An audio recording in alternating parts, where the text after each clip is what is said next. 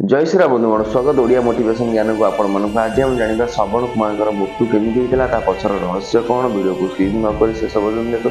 Video जदि आपण मानक भल लागिला चैनल को सब्सक्राइब और वीडियो को लाइक कर देबे। जेतले दशरथ गोटे मृग पछर शिकार करबा जंगल को जाइतिले से दशरथ जंगल में मृग को शिकार करबा समय मृग दौड़ी पड़ितला राजा दशरथ शब्द विधि बाण मारतिले राजा दशरथ झरणा को देखन्ते श्रवण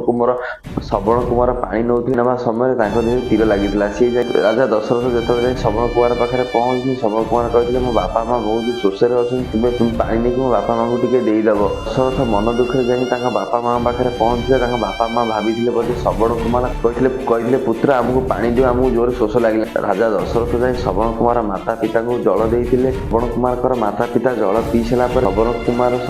दुई तीन थर डाकी जिते राजा दशरथ किसी उत्तर दे नथिले कहते तुम्हें किए राजा दशरथ कहते मु अयोध्या राजा दशरथ बेली मु भूल वर्ष तो मृग को शिकार करने समय तुम पुत्र देह जाकि मो तीर लगी से श्रवण कुमार माता पिता राजा दशरथ को अभिशाप देते तुम्हें जमी मो पुत्र को आम पाखु अलग करमी तुम्हें भी दिने पुत्र वियोग हम